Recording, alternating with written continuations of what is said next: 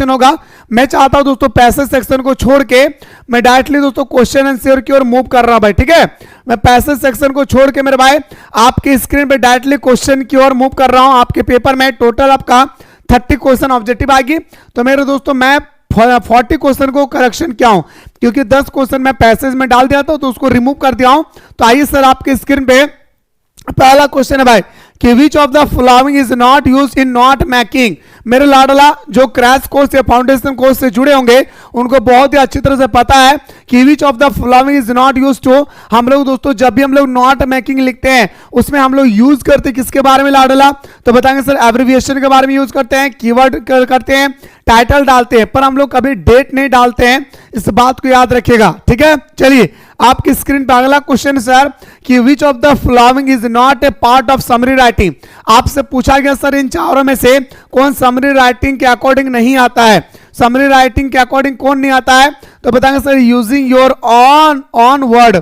याद रखिए दोस्तों आप अपने तरफ से कोई भी वर्ड यूज नहीं कर सकते। यानी सर हमारा ऑप्शन नंबर क्या हो जाएगी सर, ऑप्शन नंबर ए हमारा राइट आंसर होगा। जैसे दोस्तों अगला क्वेश्चन बहुत ही प्यारा सा क्वेश्चन है, पूरा कंप्लीट सेट है भाई, बीच क्लास में छोड़कर ना जाएं, बड़ी पछतावा होगा। which of these is the right format of writing date in the letter to editor। देखिए दोस्तों हमारे लेटर कई प्रकार के होते हैं, formal, informal, editor, business letter, सबका डेट दोस्तों क्या होता है भाई अलग अलग होता है। तो यहाँ पे आपसे लेटर टू एडिटर पूछा गया है कि हमारा राइट फॉर्मेट कौन सी होगी। तो देखिए मेरे भाई एडिटर के पास अगर आप लेटर लिखेंगे ना तो ये राइट फॉर्मेट होगा भाई, ठीक है। यहाँ पे राइट फॉर्मेट ऑप्शन नंबर आपका डी हो जाएगा, यानी सर हमारा option number D is the right answer हो जाएगी, ठीक है। चलिए आपके स्क्रीन पर अगला क्वेश्चन है sir which of the following is not a component of a letter to editor. आपको बताना इनमें से कौन है जो हमारा लेटर टू एडिटर के अकॉर्डिंग नहीं आता है भाई। तो लेटर में दोस्तों हम लोग सैल्यूटेशन डालते हैं, डेट भी डालते हैं, सिग्नेचर भी होता है, पर दोस्तों हम लोग जब भी लेटर टू एडिटर को लिखते हैं हम लोग कभी भी टाइटल नहीं डालते। इस बात को याद रखिएगा, कभी हम लोग टाइटल नहीं डालते। टाइटल कहां डालते हैं सर, तो रिपोर्ट राइटिंग में हो गया, आर्टिकल में हो गई, इसके बाद नोटिस राइटिंग में हो गया। तो इन सब चीजों में हम लोग टाइटल डालते हैं, जिसे हम लोग कभी हेडिंग बोलते हैं। लेकिन दोस्तों हम लोग कभी भी एडिटर के पास लेटर में कभी टाइटल नहीं डालते, यानी ऑप्शन नंबर ए हमारा सही उत्तर हो जाएगा। क्वेश्चन नंबर आते हैं सर 17 है कि notice issued by government generally appear in. बताएं मेरे दोस्तों जब भी सरकार नोटिस जारी करती है दोस्तों, वो नोटिस कहां पे जारी करती है, तो न्यूज़पेपर में। हम लोग अक्सर देखते हैं भाई कि न्यूज़पेपर में क्या करती है भाई हमारा सरकार जो है नोटिस जारी करती है, ठीक है। तो ऑप्शन नंबर ए हमारा राइट आंसर हो जाएगा। आपके स्क्रीन पर अगला क्वेश्चन है सर मोस्ट इंपोर्टेंट क्वेश्चन है, और एक बात आपको मैं बताना चाहूंगा कि मेरे दोस्तों कभी आप लोग ये ना सोचे कि सर मेरा इंग्लिश में कुछ भी तैयारी नहीं हुआ है, सर हम क्या पढ़े। मेरे लाडला आपको जितना पढ़ाया जा रहा है क्रैश कोर्स में, चाहे आप आर्ट्स, कॉमर्स, साइंस, कोई भी बैकग्राउंड से रिलेटेड है, आपको जितना भी बताया जा रहा है आंख बंद करके मेरे लाडला आप लोग पढ़ लेंगे। यकीन मानिए मेरे रसगुल्ला आपके पेपर में इससे बाहर नहीं पूछा जाएगा। और एक बात मैं आपको बताना चाहूंगा कि आप लोगों का इंग्लिश स्कोर का 2026 के एग्जाम का एक स्पेशल प्लेलिस्ट बनाया गया, यूट्यूब पे एक स्पेशल प्लेलिस्ट बनाया गया है। उस प्लेलिस्ट को जा करके देखिए, एक एक क्वेश्चन मेरे भाई आपके पेपर के अकॉर्डिंग मस्ट इंपोर्टेंट है रसगुल्ला, ठीक है। तो in notice writing the name of the institution organization is placed, कहां पे हम लोग डालते हैं दोस्तों, हमारे इंस्टीट्यूशन का नाम कहां पे डालते हैं आपसे यहां पे पूछा गया है। तो एट द टॉप, सबसे टॉप पोजीशन पे डालते हैं भाई, याद रखिएगा at the top. Option number B हमारा राइट आंसर होगा। अगला क्वेश्चन पे आते हैं sir write report on the book fair you went with your friend you are Gita and Avinash referring to the above in line answer the following question. यानी दोस्तों आपको एक रिपोर्ट लिखना है, आप और आपके फ्रेंड, आपका अविनाश हो या आपका नाम गीता है, ठीक है, आप अपने दोस्त के साथ गए हैं एक दोस्तों जहां पे बुक का मेला लगा है वहां पे गए हैं, और वहां पे आपको जाने के बाद दोस्तों आपको एक रिपोर्ट तैयार करना है। तो रिपोर्ट आप लिखेंगे, उसके लिए आपको क्या देना होगा भाई, एक टाइटल देना होगा। तो कौन सा टाइटल आप देंगे जो बेस्ट होगी, तो बताएंगे सर क्या देंगे sir, I went a book fair with my friend, या दोस्तों the book fair of my friend. मैं एक बात बताना चाहूंगा, थोड़ा सा इस क्वेश्चन को आप लोग स्टार लगा लीजिए, थोड़ा सा इस क्वेश्चन को मेरे दोस्तों आप लोग स्टार लगा लीजिए, बहुत इंपॉर्टेंट है भाई। कुछ समय के लिए मेरे दोस्तों क्वेश्चन में जो आपका 19 है इससे स्टार लगा लीजिए, क्योंकि मेरे भाई मैंने एक वीडियो में ऑलरेडी गलत बता चुका हूं भाई। यहां पे क्या दिया है sir, write report on the book fair you went with your friend, है ना भाई, योर फ्रेंड, चाहे उनका नाम गीता हो या अविनाश। तो मेरे दोस्तों द बुक फेयर आप नहीं लिख सकते, क्योंकि मैं एक वीडियो में इसका आंसर ऑप्शन नंबर बी बताया था, जो बिल्कुल मेरे भाई गलत है, इसके लिए मैं माफी चाहता हूं भाई, ठीक है। इसका राइट आंसर होगा सर क्या, I went a book fair with my friend, ठीक है। तो मेरे दोस्तों कभी कभी क्वेश्चन में देखेंगे आंसर सी बताता है तो कभी बी बता रहे हैं। अगर हम मॉडल पेपर के अकॉर्डिंग चले तो मेरे दोस्तों आपका सी होगा, लेकिन हम जैकबोर्ड के अकॉर्डिंग चले तो आपको ऑप्शन नंबर बी होगा। तो मेरे दोस्तों आप जैकबोर्ड के अकॉर्डिंग ही चलिए, बेटर होगा भाई, ठीक है। आप जैकबोर्ड के अकॉर्डिंग ही चलिए दोस्तों, आप क्या होगा, बेटर होगा। ये ऑप्शन को दोस्तों बी ही सही करेंगे, बेस्ट होगा भाई आपके लिए, ठीक है। चलिए आपकी स्क्रीन पे अगला क्वेश्चन है sir, internet has become an important source of knowledge. बिल्कुल भाई, आज इंटरनेट के माध्यम से ही आप और हम जुड़े हुए भाई, है ना। तो नॉलेज का क्या है, सोर्स है, स्रोत है।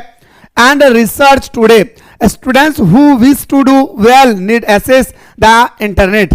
सपोज मान लिया जाए you have to write an article based on the above line, which of the following would be the appointed title। आप क्या टाइटल देंगे दोस्तों, अगर आपको लिखने के लिए कहा जाए आर्टिकल तो आप टाइटल देंगे इंपॉर्टेंट ऑफ इंफॉर्मेशन टेक्नोलॉजी। आपको दोस्तों यही टाइटल देना है जो बहुत इंपॉर्टेंट है भाई, आपको यही टाइटल देना है जो मस्ट इंपॉर्टेंट रसगुल्ला, बहुत इंपॉर्टेंट है भाई ये टाइटल, ठीक है। चलिए आपकी स्क्रीन पर अगला question sir, who is the author of last spring. आप आइए सर आपका बुक की ओर हम लोग मूव करते हैं। तो लास्ट स्प्रिंग का राइटर कौन है और उस लास्ट लेसन राइटर कौन होगा दोस्तों, लास्ट लेसन का अल्फोंस डाउडेड। क्या बताएंगे सर, अल्फोंस डाउडेड। एनिस जंग ने क्या लिखा है भाई, फटाफट बताएंगे सर।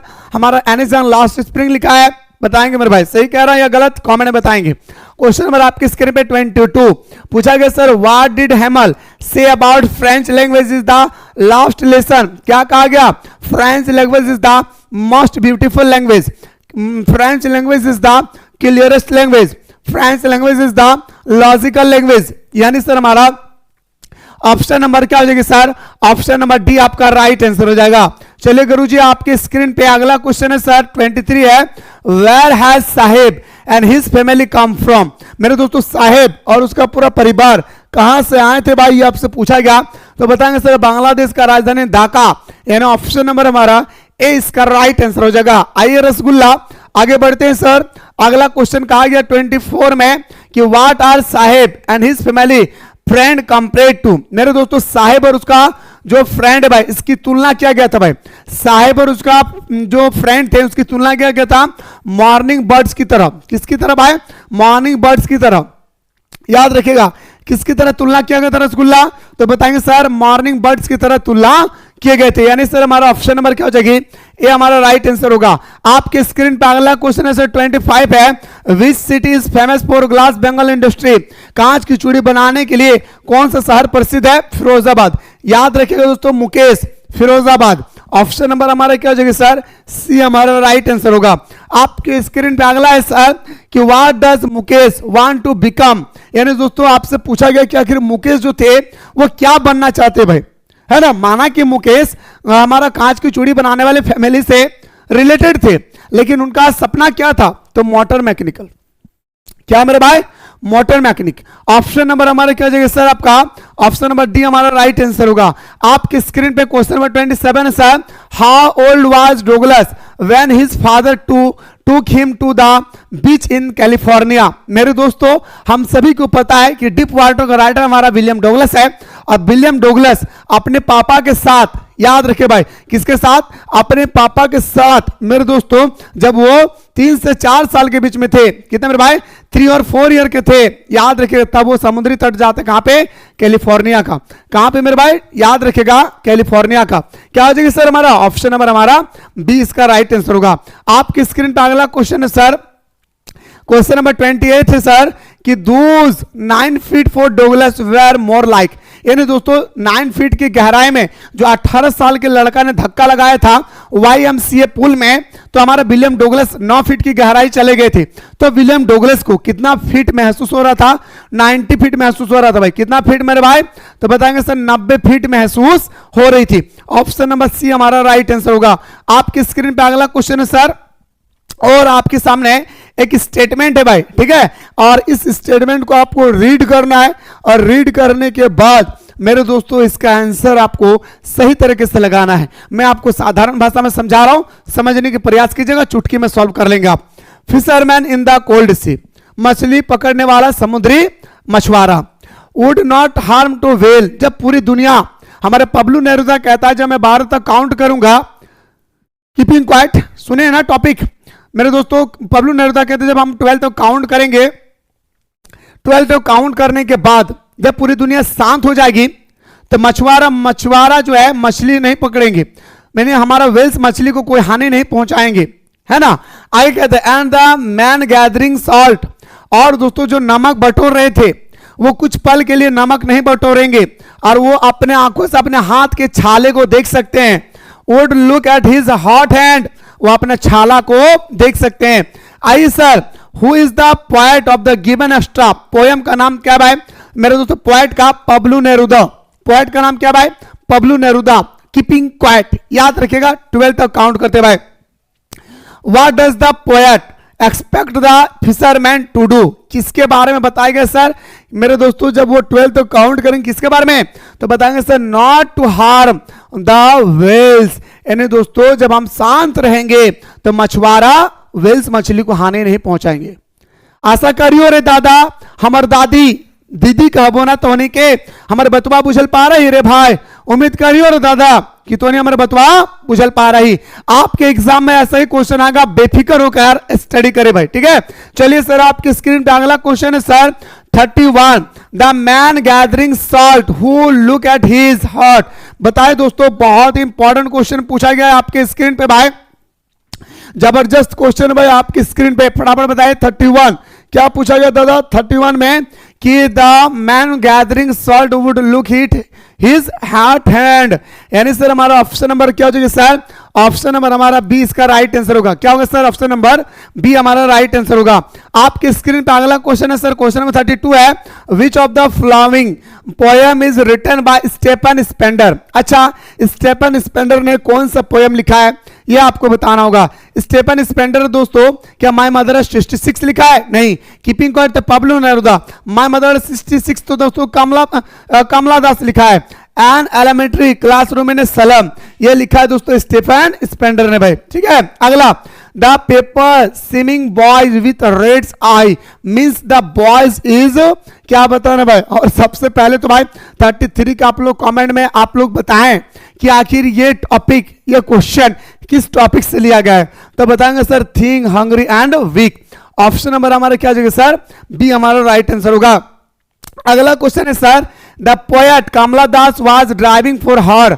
फटाफट बताइए दोस्तों, ये इस क्वेश्चन को बहुत सारे स्टूडेंट्स के बीच में कंफ्यूजन होता है, तो मेरे भाई कंफ्यूजन ना करें प्लीज। क्या बोल रहे? The poet Kamala Das was driving for her, तो मेरे भाई पेरेंट्स हाउस, याद रखे भाई, कहां बताएंगे सर? पेरेंट्स हाउस, ठीक है। चलिए आपकी स्क्रीन पे अगला sir, who is the tiger king. Tiger king कौन था सर? तो टाइगर किंग था the Maharaja of Pratibandapuram sir जंग जिलानी बहादुर। बताए ना, ऑप्शन नंबर 35 के क्या होगा सर? ये हमारा राइट आंसर होगा। क्वेश्चन नंबर 36 पे आते sir, in which hour the prince of the tiger king born. अच्छा, इसकी तुलना, टाइगर किंग की तुलना दोस्तों किससे किया गया था?